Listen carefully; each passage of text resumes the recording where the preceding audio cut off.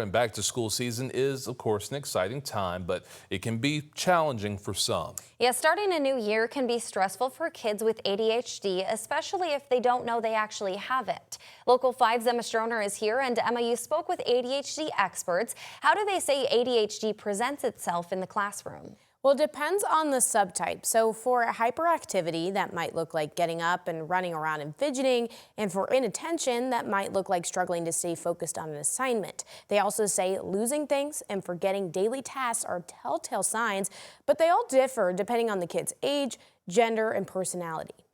Back to school time brings new people, new classrooms, and new routines. It can be an exciting time, but also a stressful one, especially for students with ADHD. There's been lots of demands placed on them, placed on their attention, constraints placed on their behavior that they have to follow. But starting school can be even more stressful if a kid is going through class with unknown or undiagnosed ADHD. Pediatric and ADHD experts here in Iowa say signs in school-age children depend on their grade level and gender. Like a kindergartner, you may see more of that hyperactive, impulsive behavior, right? Like lots of fidgeting, difficulties being still. ADHD is a lot more likely to go undiagnosed in a girl than in a boy because the inattention is oftentimes less noticeable. Other signs include losing school items like lunchboxes and coats and forgetting daily tasks like brushing teeth. Molly Nicholas, an associate professor at the University of Iowa ADHD and Development Lab, says presenting ADHD symptoms doesn't always mean a child has the disorder. She says parents should watch for frequency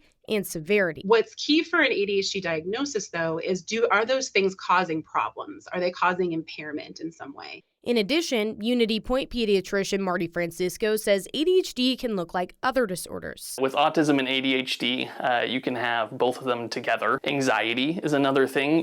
People will fidget or be restless when they have underlying anxiety. So if you think your child has ADHD, what should you do? Nicholas says after diagnosis, a combination of medication and therapy is key. There's higher education rates, all of those types of things, but they also have lower rates of different co-occurring problems, including things like substance use. Francisco also says here in Iowa, schools are ready to assist students with ADHD. At school, they have things like 504 plans or IEPs.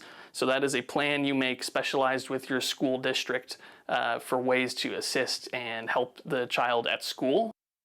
Now, the most recent data from the CDC shows about 10% of kids here in Iowa are diagnosed with ADHD. Experts we spoke with say diagnoses have really been rising over the past 30 years, and that has a lot to do with increased awareness and taking the disorder more seriously. Dana?